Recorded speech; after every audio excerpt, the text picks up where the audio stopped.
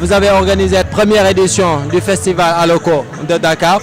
Votre impression, vous devrez être contente. Il y a beaucoup de monde, les gens ont répondu à votre invitation. Qu'est-ce que vous ressentez? Je ressens beaucoup de gratitude, beaucoup de joie, parce que vraiment je suis reconnaissante du fait que les festivaliers aient répondu massivement à notre invitation.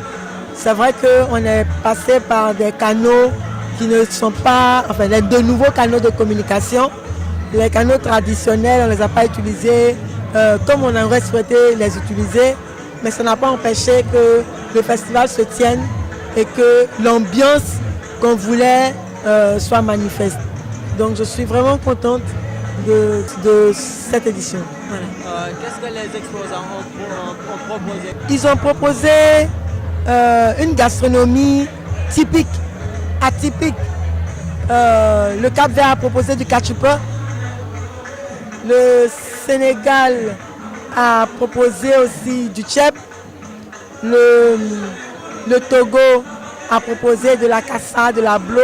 Chacun a proposé véritablement ce qu'il avait, ce qu'il savait faire le mieux. Et c'est ce qu'on leur a demandé. Et chacun l'a fait.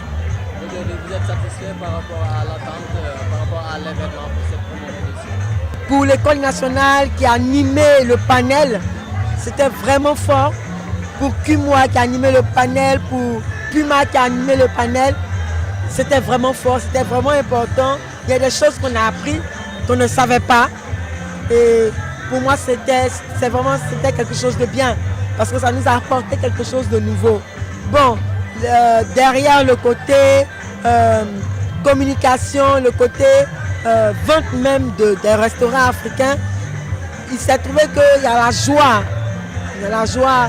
Les gens viennent, ils s'amusent, ils viennent en famille. Ces festivals que nous organisons, ce sont des festivals familiaux. Donc moi déjà de voir que ce sont des moments de rassemblement de famille, pour moi déjà ça va, quoi. C'est bon. En termes de gastronomie, aujourd'hui, qu'est-ce que l'Afrique doit faire pour beaucoup plus exporter son produit? Nous avons réfléchi sur la question au panel. Nous avons vu que nos politiques doivent vraiment accompagner, trouver des budgets pour accompagner ces secteurs-là, parce que certains n'arrivent pas à s'intégrer. Et les profanes qui s'intègrent le font mal.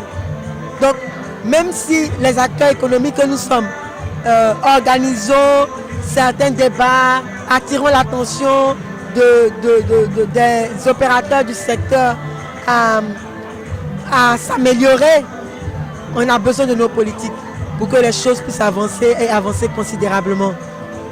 Quel est le message que vous adressez aujourd'hui au monde de la gastronomie africaine, aux partenaires qui vous ont accompagné durant cet événement, voilà, aux gens, aux sympathisants qui sont venus répondre à votre invitation? Je leur dis merci, vraiment merci beaucoup, merci à tous les sponsors, merci à OBS, merci à Univers Actu. J'ai trouvé en fait dans la préparation de ce festival des femmes de valeur, des femmes debout. Et je pense que les hommes aussi, avec des hommes aussi, voilà. Des hommes, mais c'était bien de trouver des femmes qui croyaient en quelque chose, des femmes qui pouvaient se mettre debout et avec qui on pouvait former vraiment un ensemble. Je pense que, pas pour rentrer dans le féminisme, mais je crois que l'Afrique de demain appartient aux femmes. Merci.